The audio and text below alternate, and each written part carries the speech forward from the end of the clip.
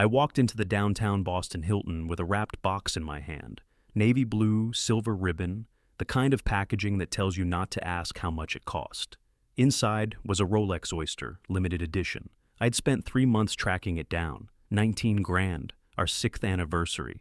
The plan was simple. Show up, surprise Dana, toast the night, and maybe get 5 minutes with her boss, Blake Cartwright, the one who'd been gassing me up about the senior VP role for months. The ballroom was packed. Glass chandeliers, gold-plated flatware, the kind of event where people wear watches that cost more than their cars. Dana stood near the center, lit up under the chandelier like a spotlight was on her. Red gown, hair pinned like royalty, laughing with Blake like they were in their own world. I didn't cut in right away. I figured I'd wait for a lull. Then Blake dropped to one knee. I stopped walking. He pulled out a diamond the size of a skittle and said, loud enough for half the room to hear, "Will you leave your broke, washed-up husband and marry me?" People laughed. Dana smiled like a teenager, leaned in close and said, "Yes." More laughter. But not all of it was fake. Some people clapped, like they knew, like this was part of the show. Before we go on, quick note, before listening, share which city or country you're watching from. I stood there in a Men's Warehouse special that suddenly felt like clown gear, holding a box worth $19,000 for a woman who just turned our anniversary into a punchline. Nobody looked my way, not even Dana. She just kissed him on the cheek and let the photographers eat it up. I didn't say a word, didn't throw the watch, didn't punch anybody. I turned, walked out of the ballroom, and hit the elevator button with the kind of calm that only comes when something inside you completely shuts off. On the ride down, I stared at the floor, then at the Rolex in my hand. My reflection in the chrome doors looked like a ghost, not even angry, just erased. I pulled out my phone, called my lawyer, and said 4 words, "Pull my shares now." By the time I got back to the condo, my tie was already in the trash. I walked straight to the closet, pulled back the coats, opened the wall panel behind the safe, and punched in the code. The documents were right where I left them, notarized, time-stamped, and very real. Ownership breakdown of Apex Core Systems. My name held 67%. Dana always acted like we were equal. We weren't. Not on paper. Not in the parts that mattered. Her name got us in the room. Her father's country club, her sorority friends, her plastic smile. That's what opened doors. But it was my back-end framework that sealed deals, code that passed DoD security audits, interfaces that could run in hospitals without crashing once. The banks didn't care who she knew. They cared that my system never lost a transaction. I took my laptop to the kitchen island, dropped the docs beside it, and logged into Apex Core's internal console. No hesitation, no second thoughts. First, I locked out her board, 5 of them. All handpicked by Dana, all friends of Blake's, none with actual technical backgrounds. Revoked their access with 2 clicks. Next, I froze every account linked to the company's general ledger, including the discretionary card she used for travel expenses. Flights, hotels, gifts, all gone in an instant. I even flagged the private jet account so no one could leave the state without my digital signature. Her phone buzzed on the dresser across the room, over and over. I ignored it at first. Then I saw the screen light up. Blake Cartwright. I opened her messages. Her phone unlocked easily. She used the same predictable passcode she always did. The top thread was with him. Unread. I opened it. Press release goes out right after her speech. Make sure he's not feeling well by then. We'll run the instability angle. Clean transition. Glenn's mental breakdown will justify Dana stepping in as sole CEO.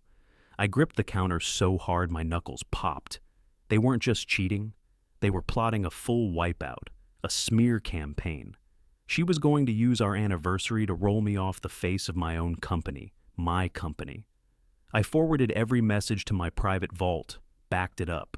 Screenshots, PDFs, metadata logs, anything that could be used in court.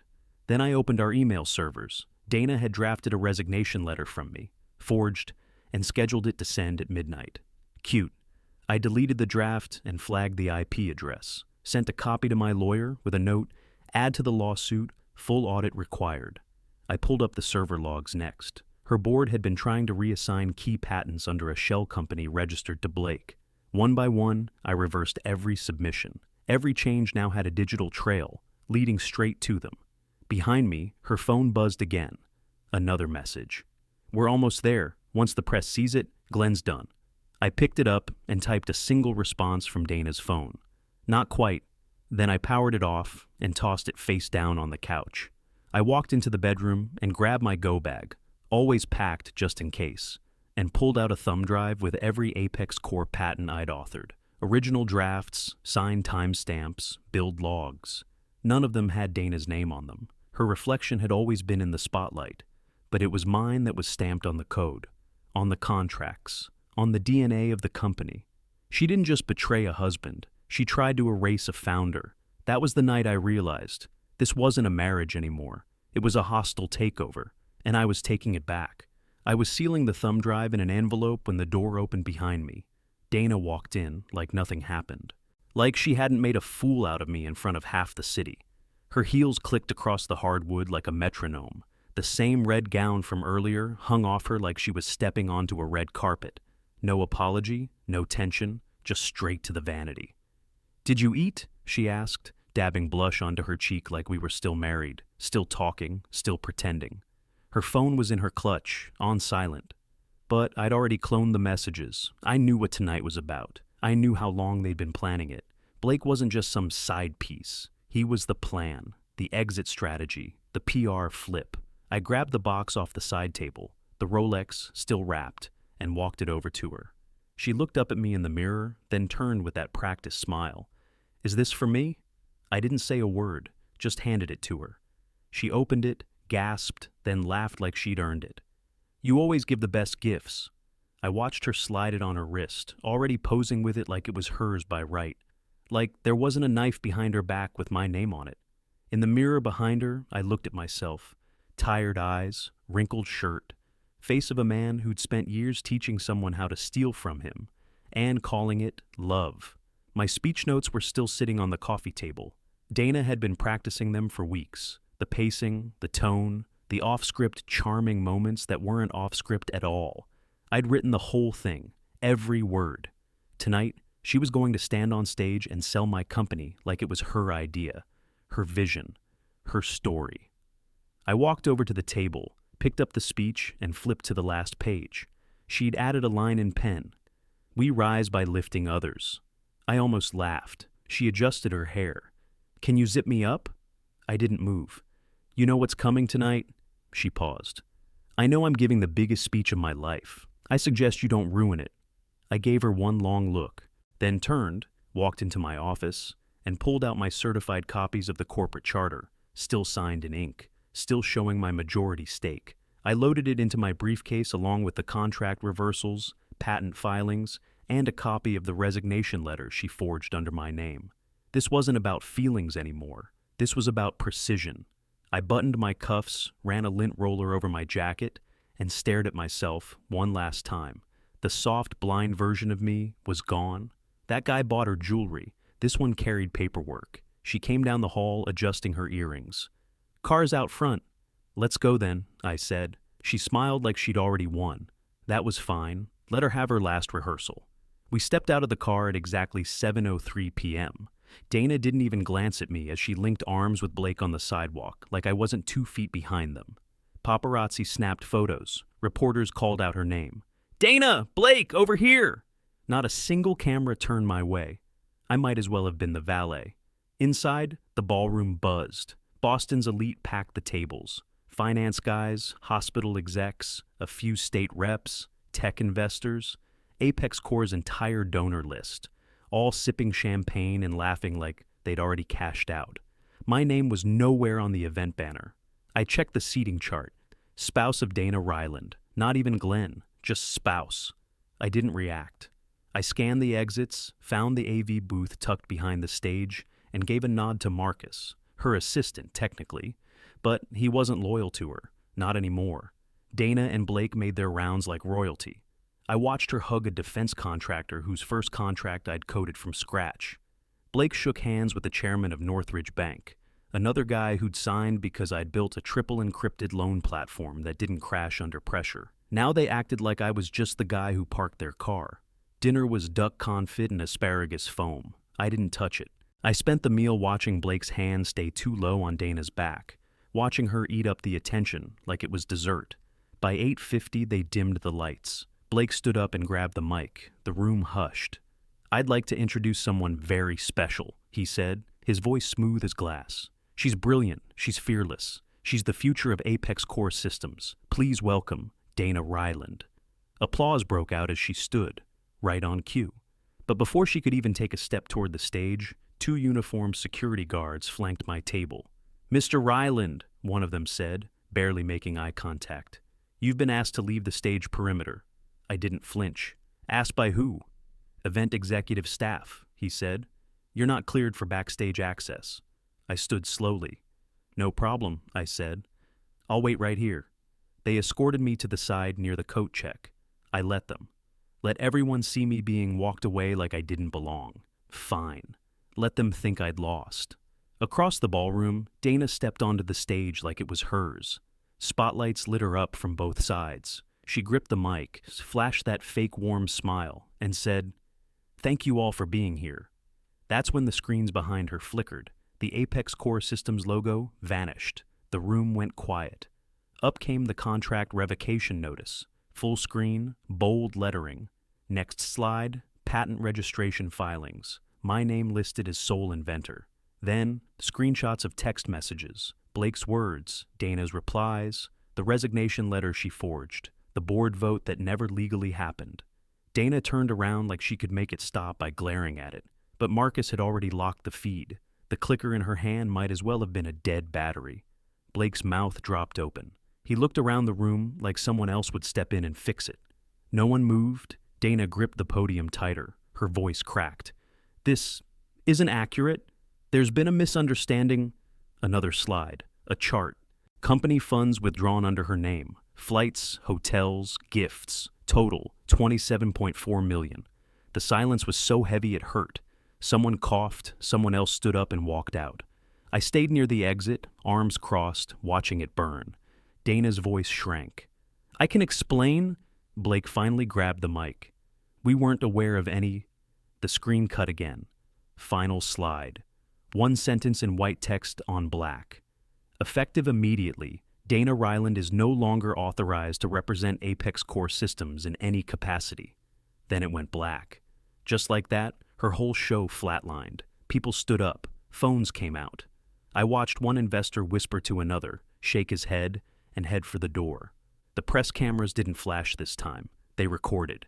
Dana turned toward the crowd, still gripping the mic, like if she just kept holding it, someone would believe her. But no one did. She looked down and saw me watching her from across the room. She froze. I didn't move. She knew. This wasn't a scandal. This was a coup, and I'd just flipped it back. I stood just outside the ballroom doors, arms crossed, while security walked Dana and Blake through the lobby like a pair of shoplifters caught on camera. She didn't say a word. Blake tried to talk, but the guards didn't care. They just kept moving. Guests filtered out behind them, quiet, unsure whether to make eye contact with me or pretend they hadn't just watched a public execution. Marcus texted me 5 times before I even left the building. "They're freaking out. Dana's crying. Blake threatened to sue. She's blaming the tech team. Want me to send the backup logs?" I didn't respond. Didn't need to. The machine was already moving. Back at the condo, I slept for maybe 2 hours, laid on top of the sheets, dress shirt still on, laptop still open. My inbox lit up like a Christmas tree. Alerts from servers, pings from legal, silence from Dana. At 6:58 a.m., I poured coffee and watched the sun crawl across the floor. At 7 sharp, my attorney hit send. Dana got served in the lobby of her apartment complex by a woman in a bright pink blazer holding a clipboard and a body cam. The documents outlined her immediate removal from Apex Core's operational chain. Not a suggestion, not a warning. A legally binding execution of her role. COO, media liaison, board member. All gone. Inside the packet were itemized lists. Every dollar she misused over the last 18 months. Flights to St. Barth's, dinners with investors who never wrote a check, consulting fees to fake firms registered under Blake's initials. My lawyer didn't just serve her notice. He served her consequences. Her access to the company was dead by 7:01. At 7:15, I finalized the transfer of our marketing material ownership. That included the brand visuals she claimed she developed. The logo, the slogan, the design deck she'd actually farmed out to a freelancer in Austin. I bought the licensing rights straight from his personal site for $1,200. By 8:00, every executive credential under her name had been purged. There was no ceremonial goodbye, no HR walkthrough, just silence. The patent files were the last thing I touched. The originals had always listed me as the lead author. Dana had slipped her name into the team section back when nobody checked. I refiled the entire package with updated claims and proper ownership. This time, just me. Should have been that way from the start. At 8:26 a.m., I got an email from a board member who hadn't spoken to me in 2 years. "Did you really just pull the plug on Dana?" I replied with a single line. "No, she did." I closed the laptop, sipped my coffee, and waited for the next phase. Because this wasn't over. Not yet. But it was mine again. By 9 a.m., the phone wouldn't stop ringing. 3 missed calls from Roy Kemp, the angel investor who wrote our first check. 2 voicemails from Mid-State Bank, asking if Dana's removal meant their new contract was in jeopardy. A 3rd message from Franklin Shore, who never returned my calls before last night, now suddenly needed clarity on leadership direction. They didn't care about who slept with who. They cared about liability, about money. I sat at the kitchen counter answering them one by one, calm, direct. The company's secure. Leadership transition was legal and permanent. Dana Ryland no longer represents Apex Corp in any capacity. Every sentence was a stake in the ground. At 9:38, I got a text from Marcus. "Blake's already flying to NYC on his firm's plane. She's scrambling." Good. At 10:11, the elevator dinged. I looked through the peephole and already knew. Dana stood there, hair undone, hoodie zipped halfway, no makeup. Her eyes were bloodshot. She looked like she hadn't slept. Probably hadn't. I opened the door, but didn't move aside. She pushed her way past me like this was still her place, like she still had keys. "You can't just freeze me out like this," she said, voice cracking. I shut the door behind her, walked to the counter, and slid the manila envelope across the granite. No small talk, no reaction. She stared at it. "What is this?" "Your options." She didn't move. "Option 1, I said. "Sign over your shares, walk with the buyout, NDA in place, no press, no trial." Her lips trembled. She reached for the envelope, hesitated. "What's option 2? "Face criminal charges, wire fraud, embezzlement, defamation. We go to court, you lose everything, and you'll have to explain Blake's fake board authorization to a judge under oath." She blinked fast, trying to hold it together. Her hands shook. For a second, I thought she might faint. "I built this company with you," she whispered. "You built your brand," I said. "I built the company." She stepped back. "You're doing this to humiliate me."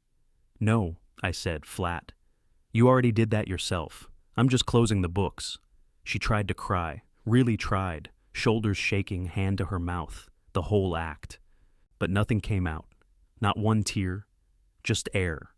I didn't flinch. I didn't comfort her. "You gambled with my name," I said.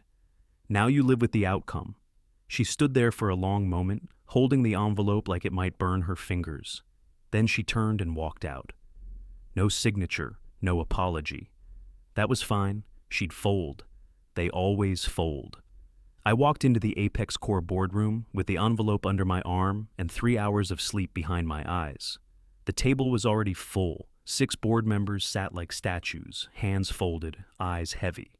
No small talk, not one smile. Just the kind of silence that tastes like smoke after a fire. Only 2 of them even looked at me when I entered. I sat at the head of the table, placed the envelope down like a brick, and pulled out the single sheet inside. Dana's signature, clear, legal, dated. Someone finally cleared their throat. "Where's Dana?" "Removed," I said. "Effective immediately."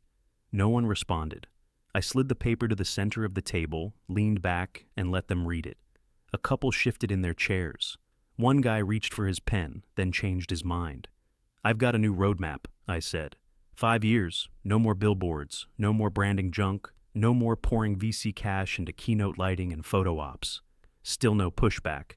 They were waiting to see where this was going. "We're getting back to the software," I continued. "Banking security, hospital record compliance, military systems. You remember? The stuff that pays, the stuff that works. That got a nod from Ken, the only one in the room who'd ever reviewed a line of code. We're cutting influencer marketing, I said. Cutting PR vanity projects. We're not competing with startups that post dance videos on LinkedIn. We're not trying to be cute. We're trying to be reliable. That landed. Then I hit the slide remote. The screen lit up behind me, projected quarterly targets, audit results, security evaluations, dev milestones. All real, all backed with numbers. Not a single mock-up or artist's rendering. Sarah Blevins, I said, is now our CTO. Heads turned. Effective today, I added. She's been leading development from the inside for 3 years, while Dana kept shoving her behind interns and PR interns. That ends now. A couple board members looked surprised. Not because Sarah wasn't qualified, she was. Because they hadn't been told the truth about who did what for years. She's earned it, I said, and I trust her with this team. Sarah was already sitting near the door. I nodded. She stood up, came to my side, and didn't say a word. She didn't have to. Her face said it all, sharp, focused, ready. The room shifted, some backs straightened, some arms uncrossed. You could feel it, that slow turn when people realize the storm passed and the air's finally clear. I wrapped it up. If you're here to build, stay. If you're here to polish Dana's legacy, there's the door. No one moved. For the first time in years, I felt like I wasn't dragging dead weight up a hill. I was sitting with people who understood what mattered. We weren't in a company anymore. We were in a rebuild. And this time, it was mine. 3 days after the board meeting, Blake's firm put out a press release. 2 paragraphs, cold and corporate. We were unaware of any internal disputes within Apex Core Systems and wished the company well in its future endeavors. No apology, no mention of the proposal stunt, just denial. Dana's name didn't appear once, didn't matter. Her credibility was already gone. She held out for 12 more days, tried to negotiate, tried to stall. She even had a lawyer send a letter accusing me of emotional sabotage.